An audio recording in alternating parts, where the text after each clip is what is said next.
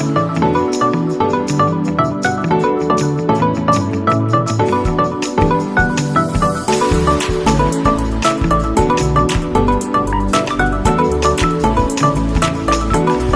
morning, everyone. We are here at the memorable place in Iligan City, Centennial Park. Let's go and let's discuss its history.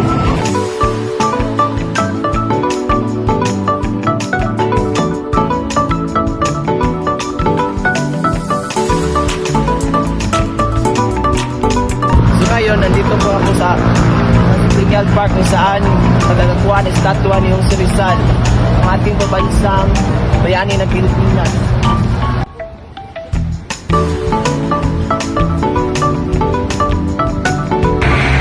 The statue of Jose Rizal in the Lipoga in Iligan City is a part of Centennial Park that was built on 2001 in celebration of the 100th anniversary of the town.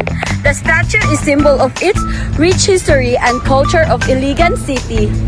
Ang Centennial Park ay dinisenyo para sa mga bisita o mga kajowa o buong pamilya o mga barkada. Pwede dito punta ng Centennial Park kasi dito ang best spot. Madaming puno at mahangin. At meron ding mga tindahan kung wala kayong mabibili. Dito lang. Dito sa Centennial Park, mahanap natin ang simoy ng hangin at magandang tanawin. Pwede kayong mag-relax dito kasama ang tropa, pamilya. At pwede kayong mga po dito para mag-relax.